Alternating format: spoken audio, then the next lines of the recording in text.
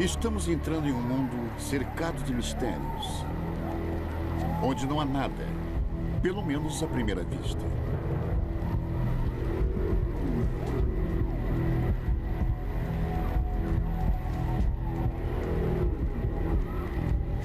É um mundo sagrado onde um jogo está sendo jogado.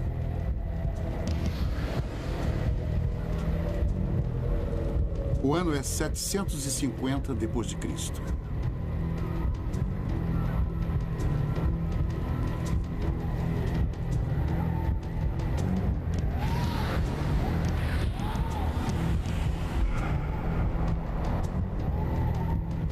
Não sabemos as regras ou quantos jogavam. Mas não era um jogo comum. Era jogado em nome da vida.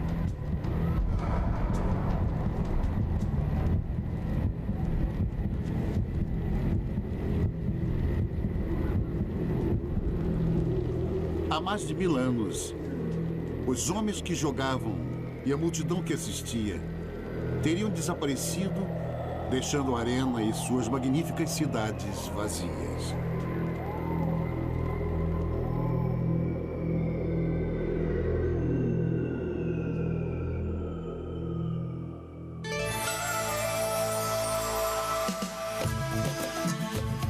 Maia, Sangue de Reis.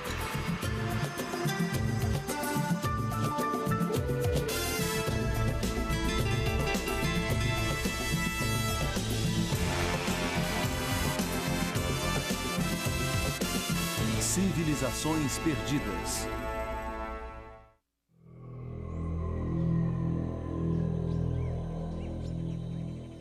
Eles eram chamados de Maias. Construíram a maior civilização das Américas. Quando a Europa ainda estava na Idade Média, eles produziam artistas e cientistas cujas descobertas ainda surpreendem. Enquanto Londres era apenas uma cidade com barracos de madeira e ruas imundas, os maias estavam construindo cidades monumentais de pedra no coração das florestas úmidas da América Central. E esta é a maior de todas, Tikal. Uma próspera metrópole de 40 mil pessoas que atingiu seu pico por volta de 750 depois de Cristo e consistia numa área do tamanho de Manhattan.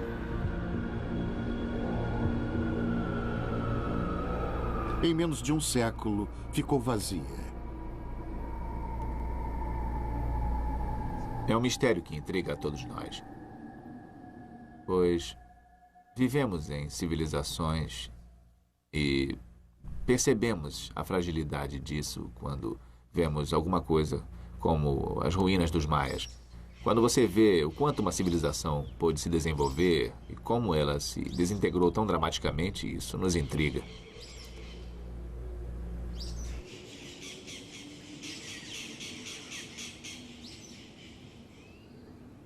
Diferente de tantas outras civilizações, os maias não morreram de fome nem por exércitos inimigos ou de uma doença terrível.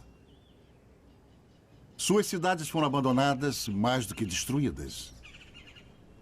Os maias que um dia habitaram estas ruas simplesmente foram para a floresta e nunca mais voltaram.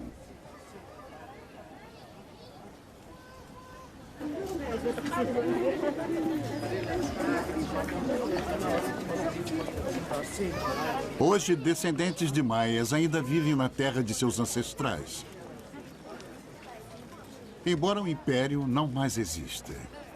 Mas por quê?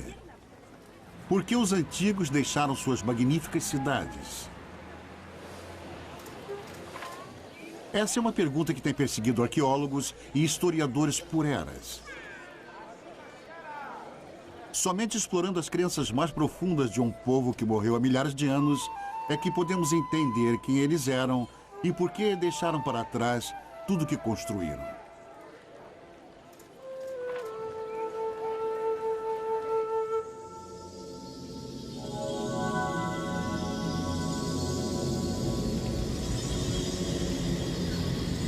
O caminho é difícil, mas pistas ainda podem ser encontradas. Pistas ocultas em enormes pirâmides de pedra. Pistas escritas em hieróglifos cujos segredos quase se perderam para sempre. Pistas contidas nas antigas histórias de poderosos reis e deuses perigosos, num mundo marcado por rituais e sustentado com sacrifícios de sangue. Histórias ainda passadas de pai para filho, descendentes de um império que sumiu há muito tempo.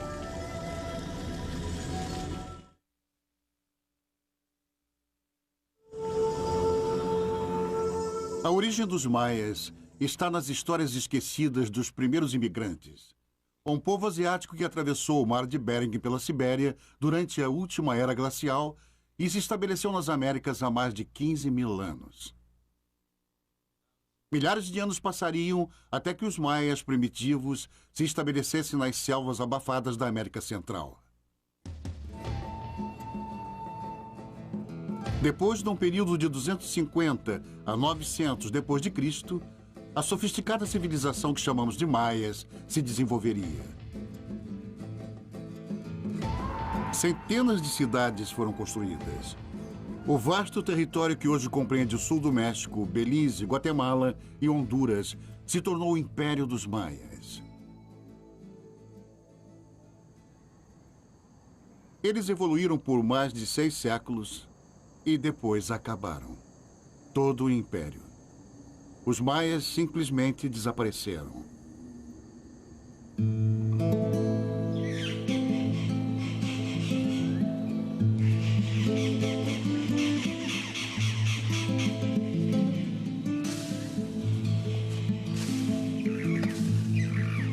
Por quase 1000 anos, suas ruínas ficaram perdidas e esquecidas.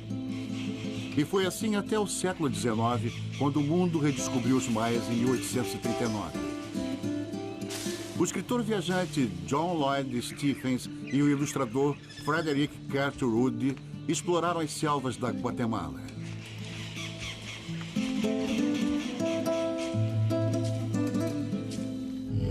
O trabalho deles captou o mistério e o fascínio do mundo maia, enquanto forneciam as primeiras provas verdadeiras da origem dessa civilização perdida. Exploradores anteriores a eles supunham que os maias fossem descendentes dos gregos, uma tribo perdida do Egito ou até mesmo fugitivos da mitológica Atlântida. Mas estes homens pensavam diferente. A menos que eu me engane, temos uma dedução bem melhor do que esta de relacionar os construtores destas cidades com os egípcios ou qualquer outro povo. É o espetáculo de um povo dominando o desenvolvimento e a cultura. John Lloyd Stephens, 1840. Stephens entendeu que essa exótica civilização não foi desenvolvida por outra ou trazida pelo Atlântico. Os maias, ele dizia, eram únicos. Suas teorias foram um ponto de partida e deram início a uma nova era de exploração. Aventureiros e curiosos vieram do mundo todo. Um explorador francês chegou no México com quase 2 toneladas de bagagem e só havia uma maneira de carregá-la.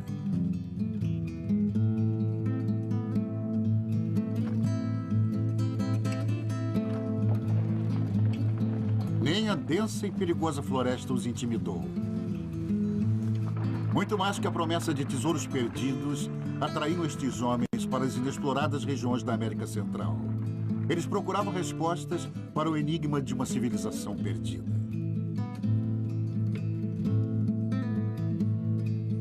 Acharam tesouros em abundância. Porém, o conhecimento sobre os antigos maias continuou indefinível. Arqueólogos investigaram a floresta durante décadas, descobrindo enormes monumentos de magnífica exuberância. O mais intrigante de todos, centenas de pirâmides que, como montanhas sagradas, subiam do solo da selva.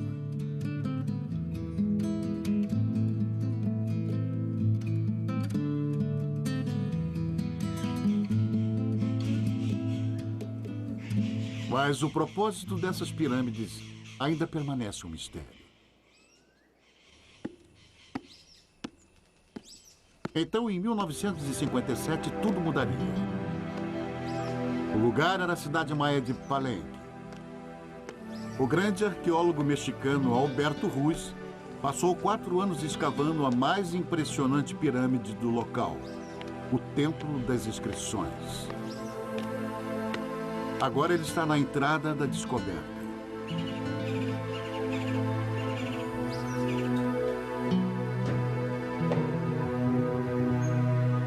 Eu entrei na misteriosa câmara com uma estranha sensação natural de estar entrando ali pela primeira vez em milhares de anos. Eu queria voltar no tempo e ouvir o som das últimas vozes humanas nessas abóbadas enormes. Através do impenetrável véu do tempo, eu procurava o elo impossível entre a vida deles e a nossa.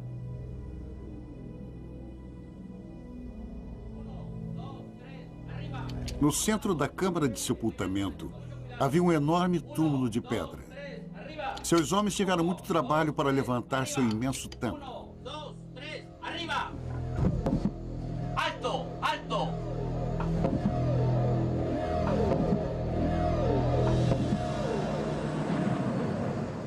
Eu estava cara a cara com aquele para quem todo aquele incrível trabalho, a cripta, a escadaria, a grande pirâmide com o seu templo coroado, havia sido construído.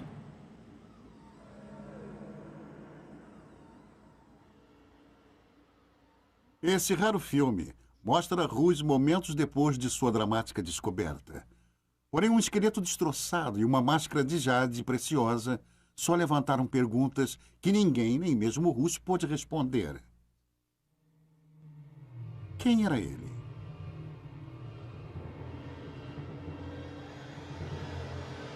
O que aconteceu em sua vida para que sua morte merecesse tamanha cerimônia?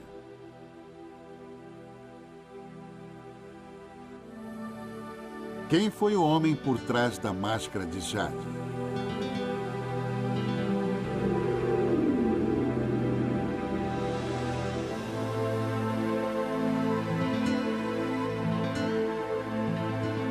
Os maias deixaram pistas, mas elas são misteriosas, enigmáticas e confusas. Somente decifrando essas provas é que poderemos entender o significado dos templos sagrados, a personalidade dos homens e mulheres que os construíram e a razão por terem desaparecido subitamente das cidades que abandonaram. Há 150 anos, John Lloyd Stephens previu que as estranhas e indecifráveis escrituras nas paredes dos monumentos continham a chave para o mistério dos maias. Ele estava certo. Mas só agora, depois de um dos maiores feitos em termos de decodificação de todos os tempos, é que os segredos destas pedras silenciosas finalmente puderam ser revelados.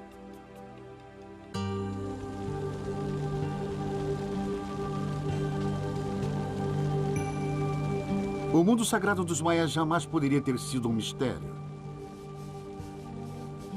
Eles deixaram, além de tudo, uma abundância de registros. Um sistema de escrita independente. Incrivelmente, um dos 5 únicos produzidos na história do mundo.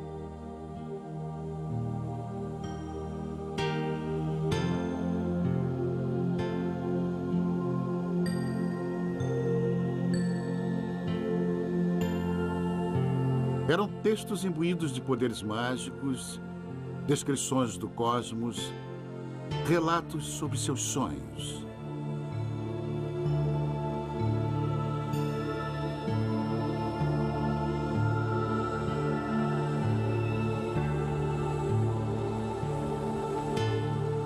Os lindos e frágeis documentos foram com certeza uma memorável descoberta. Uma linguagem escrita única e totalmente original, tão magnífica quanto os hieróglifos do Antigo Egito.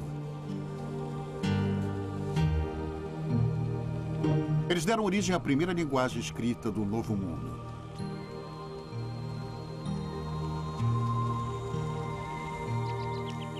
Esta es la letra A, B. A importância desses textos foi reconhecida pelos primeiros invasores europeus há muitos séculos.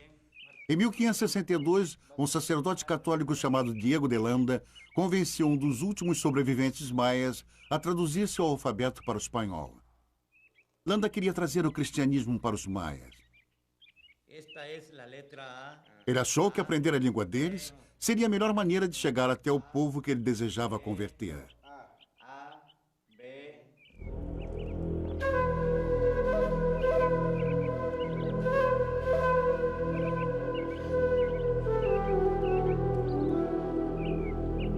Landa dedicou sua vida a entender e salvar as almas dos maias. Mas ainda assim sua memória não foi respeitada. Na verdade, ela é insultada. Landa era louco, eu acho. Talvez até tenha sido morto quando descobriu que as pessoas que ele acreditava ter convertido ao cristianismo e as viu continuar praticando os seus rituais pagãos, ele enlouqueceu, ficou completamente louco. Ele começou a tentar destruir qualquer vestígio da antiga religião, qualquer um. Para que presencieis la destrucción de este libro diabólico.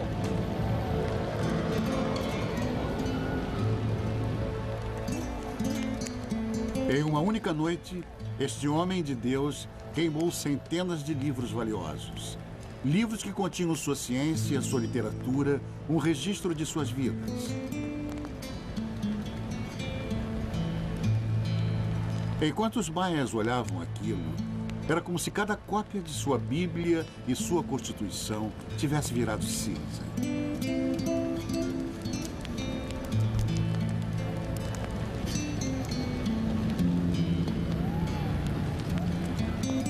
Durante a conquista espanhola, milhares de outros textos foram queimados.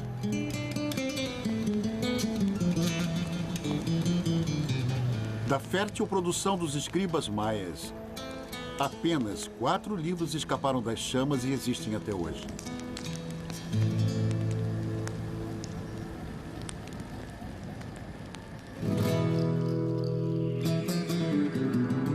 Mas restaram os 4.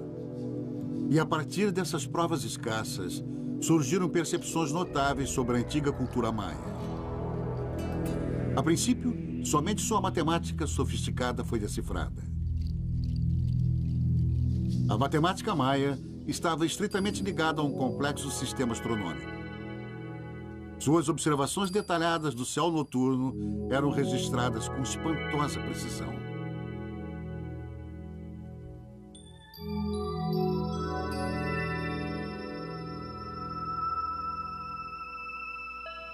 Nos anos 50, o grande arqueólogo maia Eric Thompson concluiria que eles eram um povo dedicado ao estudo do céu e o significado do tempo.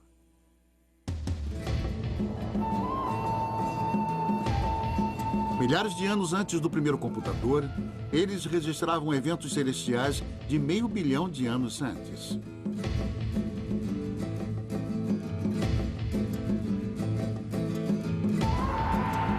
Mas para que complexos cálculos astronômicos tão brilhantes? Thompson achava que sabia.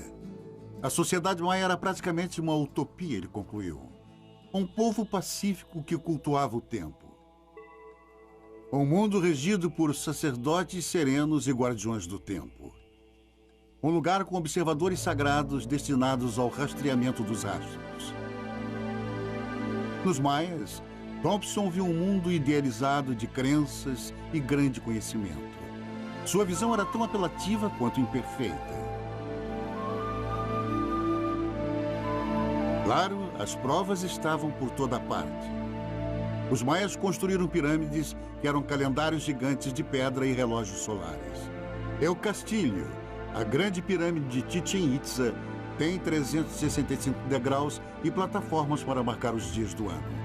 Seu alinhamento e forma eram tão precisos que uma vez a cada ano eles lançavam uma sombra que indicava o equinócio da primavera.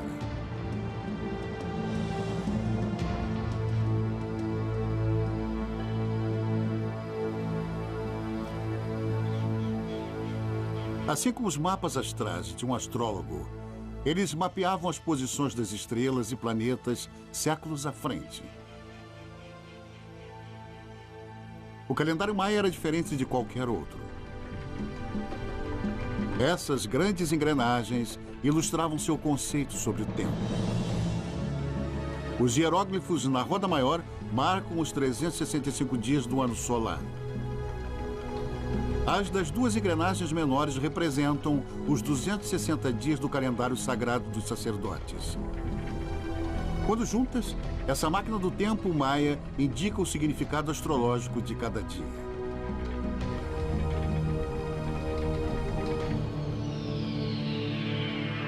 Usando este calendário, os sacerdotes maias previam o dia e local exatos dos eclipses solares. Para o maia comum, era como se seus governantes pudessem controlar o espantoso poder dos céus.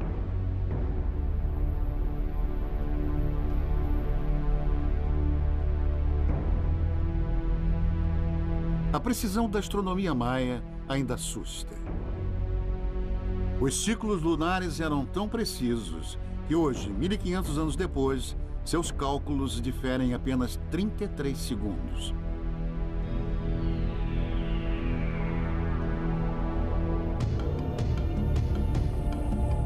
Até mesmo o momento da criação dos maias, há cerca de 5.000 anos, está marcado no calendário sagrado.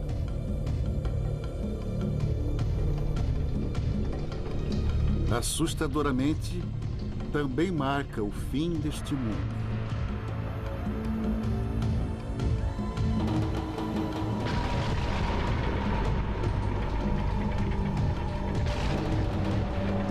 De acordo com o calendário maia, este ciclo da criação deixaria de existir precisamente em 4 Ahu 3 Quenquem. Domingo, 23 de dezembro de 2012.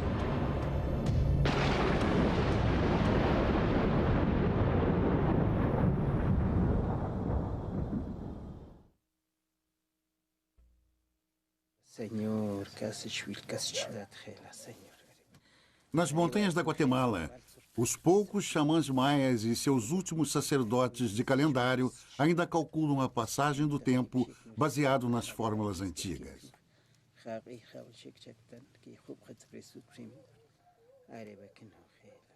Não faltou um dia sequer em 25 séculos.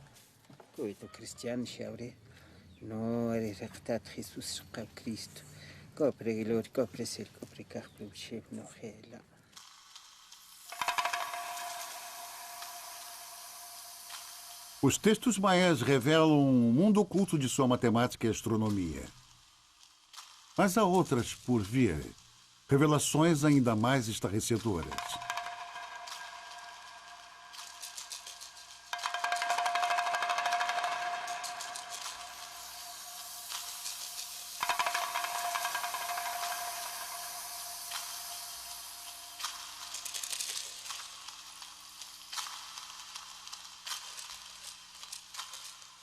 Justin Kerr é um fotógrafo que descobriu uma forma de tirar fotos dos vasos maias enquanto eles giram na frente da câmera, mostrando a imagem do vaso de forma ininterrupta.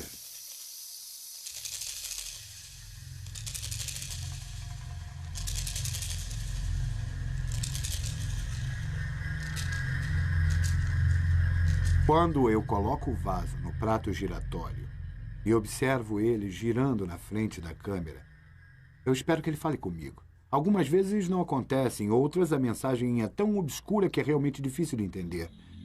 Mas às vezes ela se revela.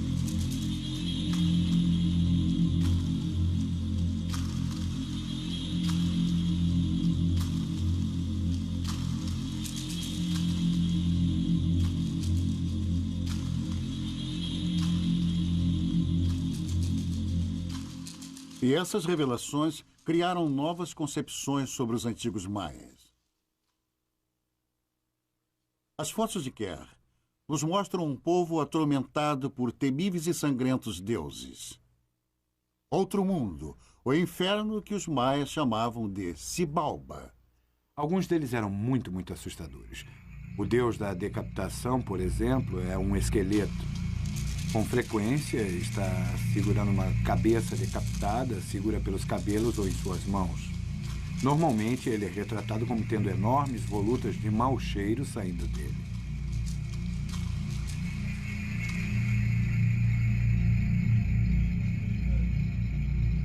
Para os maias, o outro mundo era um local sinistro. Mas para nós, muitos dos rituais e costumes da vida diária deles eram bizarros. Os crânios das crianças eram deliberadamente deformados para que a testa ficasse achatada, como os maias tanto apreciavam. As mulheres tinham seus dentes perfurados sem qualquer anestésico, onde eram postas pedras preciosas. O uso de drogas para alterar a mente era incentivado e tolerado. Eles inalavam poderosos intoxicantes. Os maias iam longe. Tomavam muitas drogas, mas acho que a preferida deles era o álcool. E às vezes estavam tão bêbados que vomitavam. Eles usavam como uma lavagem intestinal, que pode ser muito intensa, até com um efeito mais intoxicante, o balti, ou um tipo de líquido fermentado. Isso era usado como lavagem intestinal e eles ficavam muito bêbados.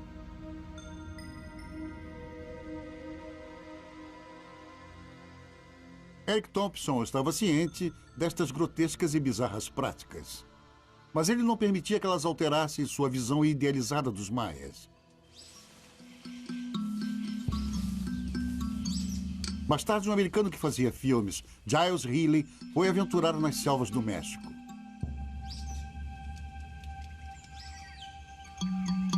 Em 1946, Healy foi levado a uma ruína secreta por um índio lacandon chamado Chambur. Lá ele fez uma descoberta que revelaria uma verdade primitiva e alteraria para sempre a visão utópica do mundo dos maias antigos.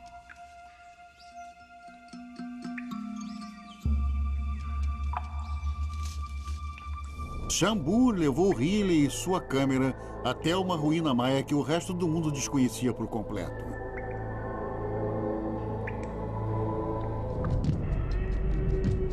Era uma pintura dos maias que até aquele momento parecia inimaginável. Eu acho que de fato não existe uma pintura de guerra e morte mais convincente no mundo do que a desta batalha. Está cheia de sons de trompetes e gritos, e com homens pintados e sendo lançados. Alguns deles até já estão mortos, as cabeças decapitadas. Aqui tem pedaços de carne, e o ponto-chave é bem ali no canto da pintura, onde esse homem retira as unhas de seu escravo e a face dele está desfalecendo. Sua boca parece que murmura alguma coisa, talvez seja seu sangue saindo por onde arrancaram um ou dois dentes. E o resto desses escravos que parecem agachados e estão olhando para os seus dedos. Há muito sangue jorrando deles.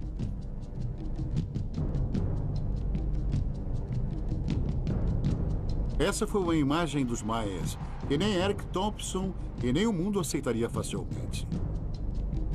Até mesmo essas cenas chocantes não mudaram de imediato o conceito idealizado dos maias pacíficos. Era como um pai que não nota um defeito óbvio de um filho.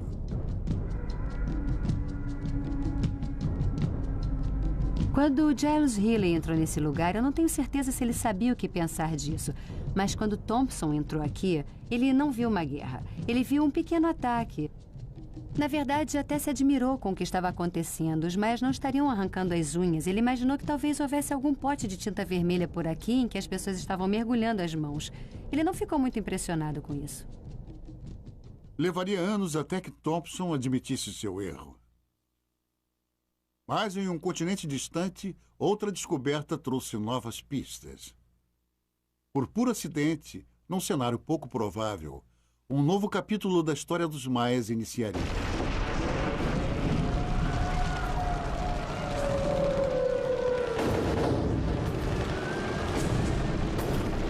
Maio de 1945. Berlim foi invadida pelos russos. A Biblioteca Nacional está incendiando e o exército de Hitler arrasado. De milhares de livros em chamas, um oficial soviético apanhou uma lembrança qualquer das chamas.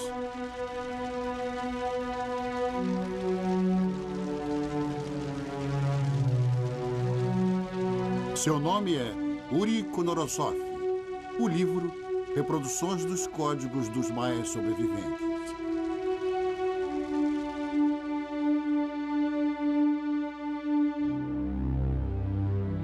Konorosov se entregou aos estudos dos maias e ao alfabeto que o bispo Landa tentou transcrever.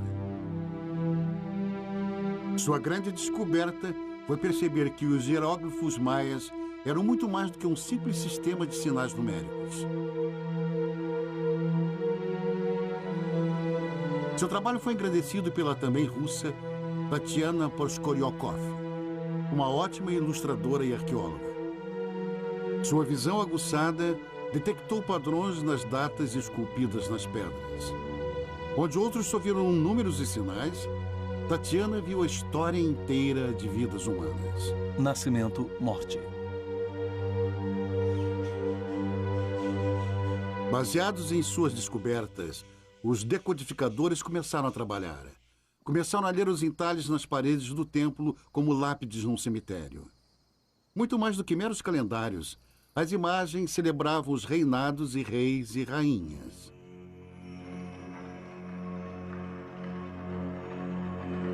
Os hieróglifos decifrados revelaram os nomes da realeza maia.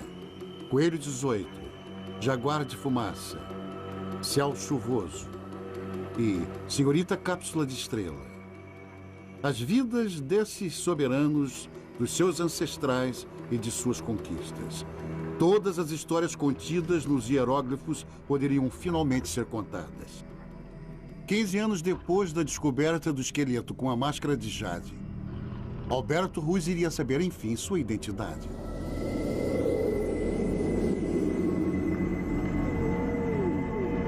Ele foi Lorde Pacal, rei da cidade-estado de Palenque. O 10º de uma sucessão de governantes que se estendia 3 séculos. Ele governou por quase 70 anos. Lorde Pacal foi um dos reis mais poderosos da história das Américas.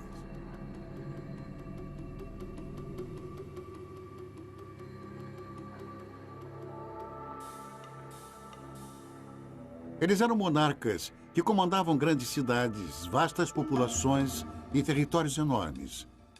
Dominavam seus cidadãos com arrogância, com desdém. Mas qual era a fonte da autoridade deles? Por que seus súditos se submetiam a um governo tão tirânico?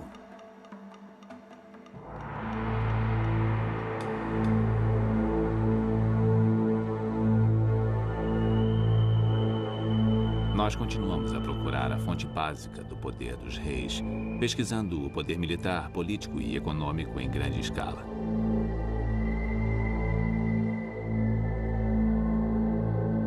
Mas o poder não era baseado no controle dos recursos, manipulação da economia ou na organização de grandes exércitos. Era baseado nas crenças.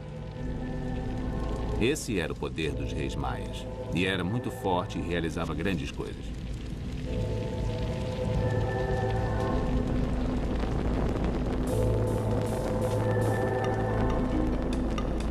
O poder dos reis maias.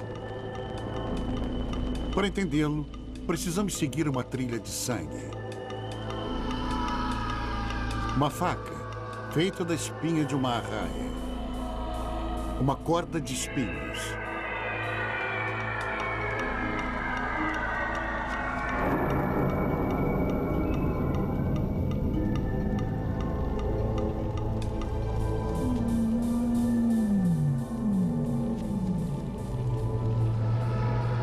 Essas são as chaves para compreender os maias e o poder sagrado de seus reis.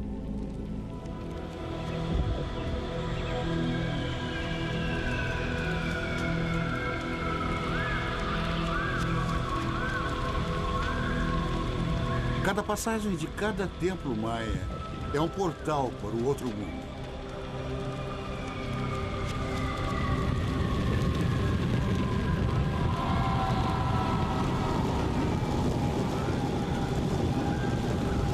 Dentro deste templo, este era o dever tanto do rei como da rainha: reconstituir o momento mítico da criação dos maias. Segundo a lenda, foi o sangue dos deuses que deu a vida ao homem. E esse era o ato principal do sacrifício. Na terra, o rei era como um deus.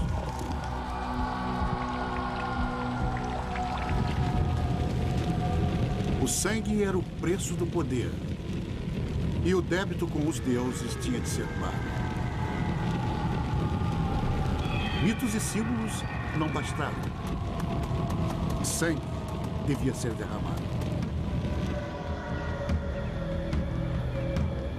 E sangue real, tirado da sua língua e dos genitais da rainha e do próprio rei, ressaltando para sempre aquele sacrifício dos deuses pela vida do homem.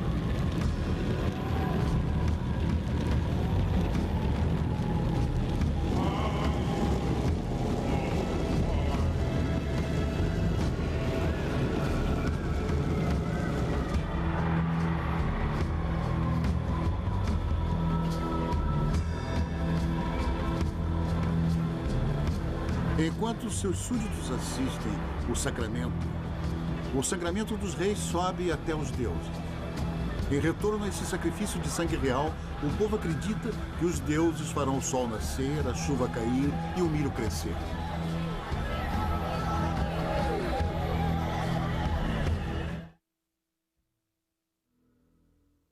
Para a historiadora de arte Linda Chile, esses rituais macabros de derramamento de sangue são a chave para entender os maias. No Novo Mundo, as pessoas acreditam que a sua alma, a parte mais potente de você, sua parte indestrutível, a que passará para seus netos e bisnetos, que é eterna, está no sangue. Então, se você deseja oferecer o que há de mais poderoso e precioso, você dá o seu sangue.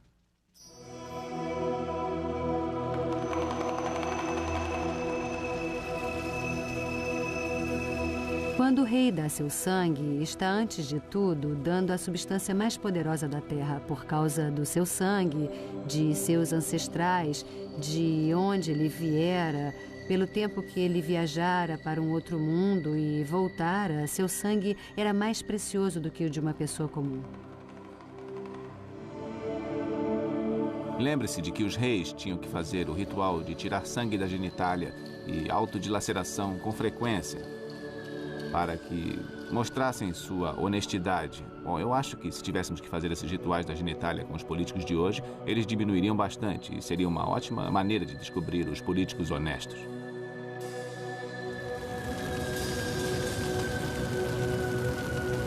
Na verdade, todos os maias faziam ofertas de seu sangue. A diferença entre eles e nós é que temos facilidades. Podemos pagar um dízimo, podemos tirar dinheiro do seu bolso. Pode dar algo que não vá doer, algo que, na verdade, não lhe custa nada.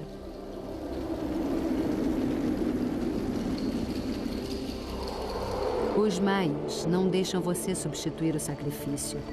Você tem que dar o sangue.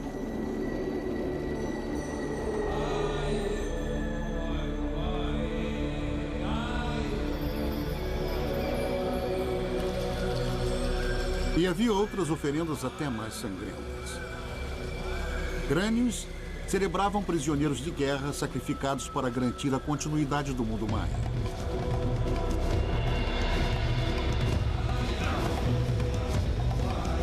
Até os jogos de bola tinham objetivos mortais.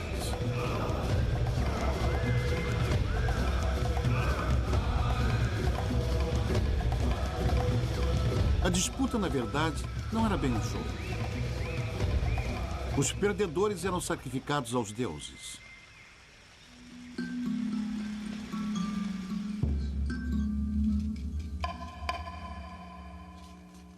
Os maias se divertiam com esses horrores, chegando a registrar a brutalidade para a posteridade. Esta vítima sacrificada ainda emite um eterno grito de dor incalculável. Ele foi escalpelado, eviscerado, suas mãos e pés mutilados. A madeira presa em suas costas está pronta para virar tocha.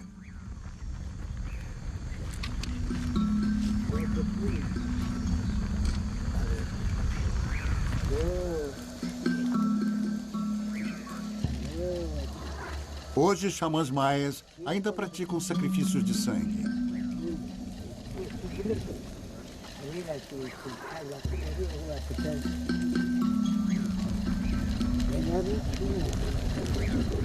Mas agora é o sangue de galinhas que é derramado. A antiga crença está intacta, porém apenas como pálidos reflexos dos rituais e cerimônias dos antigos maias. Sangue sacramentado ainda incita a imaginação maia, mas seus conceitos de crença mudaram. Talvez o cristianismo tenha sido imposto aos maias, mas agradou de forma profunda e duradoura.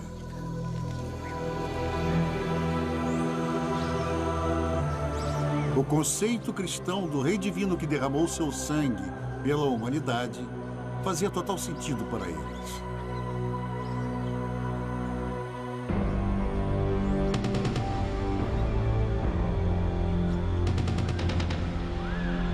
Para os maias antigos, o sangue dos reis era o que ligava todas as vidas. O sacrifício do rei assegurava o equilíbrio do mundo maia, garantindo a aprovação dos deuses e a crença do povo. Ele era o centro do universo maia. Tire o rei e todo o sistema maia entraria em colapso.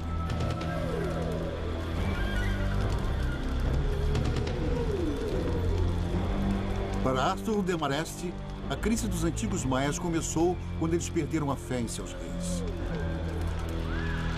A fonte do poder é este ritual, a exibição, a cerimônia, o local, o encanto. E quando ocorrem problemas reais, uma derrota militar entre cidades, isso pode abalar de uma maneira que não deveria ser. A autoridade é baseada na fé no rei. E a falha é inaceitável. Se ele é mesmo um rei santo e pode manipular as forças do universo, então uma falha corrói todo o sistema e não há como consertar.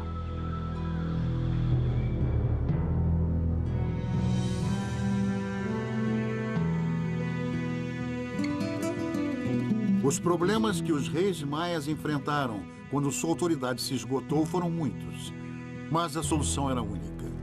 Mais ritual, mais sangue, mais sacrifício, porém não funcionou. Você podia sangrar sua genitália e construir templos o mais alto que quisesse. Não ia tornar o solo mais abundante nem conter a erosão. Não impediria que os inimigos invadissem seus territórios, pois eles tinham melhores armas e táticas.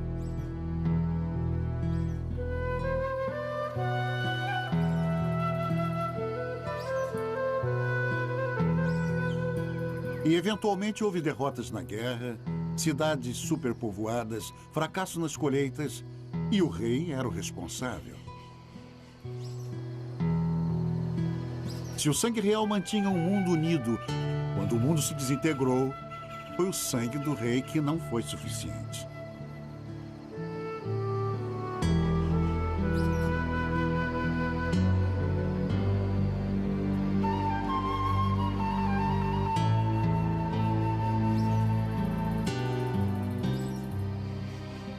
Quando você começa a entender como os maias pensavam e como sua civilização foi construída, é incrível como conseguiram se manter por tanto tempo.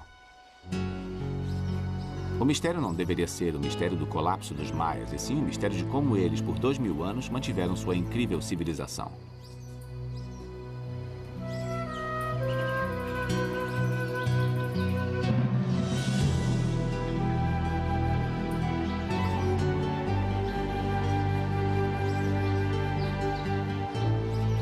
Os maias ergueram pedra por pedra na floresta. autofabricados e autodominados. Únicos e totalmente originais em todo o mundo.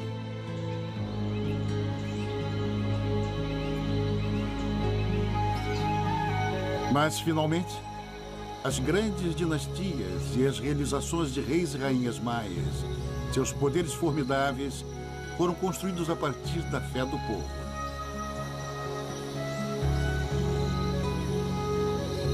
E quando a plantação não foi suficiente e inimigos prevaleceram, as pessoas deixaram de acreditar. E quando o povo perdeu a fé, os governantes perderam o poder. E quando o poder acabou, os maias abandonaram suas cidades. E a selva recuperou suas pedras.